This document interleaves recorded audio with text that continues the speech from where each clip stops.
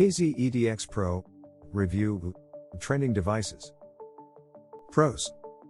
Pleasant tuning and presentation, bassy without getting too bloated, value, decent build quality. Cons. Detail retrieval, recessed mids, grainy highs. Introduction. I'm back at it with another KZ EM in the house. It seems to be their peak season with multiple releases from them at once. I've gotten myself a pair of these out of curiosity, and also partly because they were so affordable. Let's find out if this curiosity pays off, or kills the ear.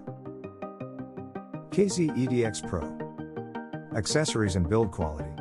It comes in the standard budget line packaging we're used to seeing from KZ. A stock cable with the option of an inch line microphone and a set of silicone tips. The cable is of the newer design, similar to the one we saw that came with the ZEX. Solid functional stuff for people looking for a pair of beater earphones for work or for musicians looking for a pair of cheap EMs, just based on the build quality alone. It comes in 3 color options. The transparent one that I got looks pretty neat. I quite like it and is a very durable stock cable for a pair of earphones at this price. Overall, a sturdy design that will get you going right out of the box. Comfortness. KZ decided to stick with what has worked for them.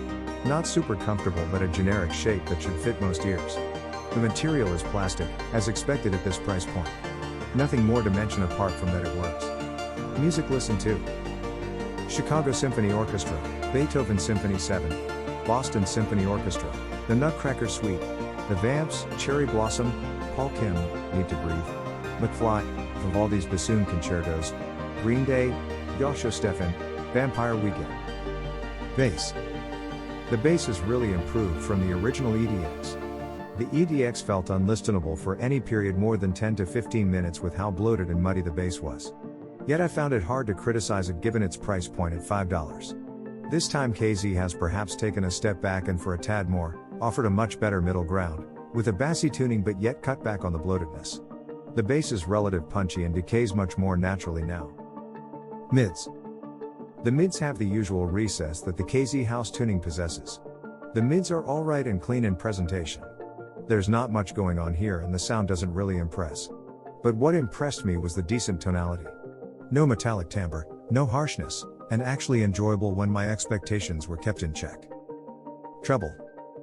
The lower treble is forward, as part of your typical KZ V-shaped house tuning. Moreover, the treble grain is quite noticeable, and it really shows that there is only so much one can do with $10. However, grain as there may be, there isn't anything that screams out to me as harsh or tonally wrong, which is good enough for me. Overall, the EDX Pro seems to be a little more vented than the EDX, which may have caused the reduction in bloating in the mid-bass and the cleaner presentation. The isolation, while not great, doesn't suffer too much from this venting. The result is a really pleasant sounding budget EM that gets the basics right. The biggest bottleneck unexpectedly is its detail retrieval. It is evident that this pair is an ultra budget pair, but it makes the best out of what it has to work with. The EDX Pro is a huge step up over the original EDX at a marginal increase in price. You are getting a more durable cable and a much more well-tuned EM. Although they both have a deep V-shaped tuning, the EDX Pro's bass is punchier with a faster decay as opposed to the muddiness on the EDX.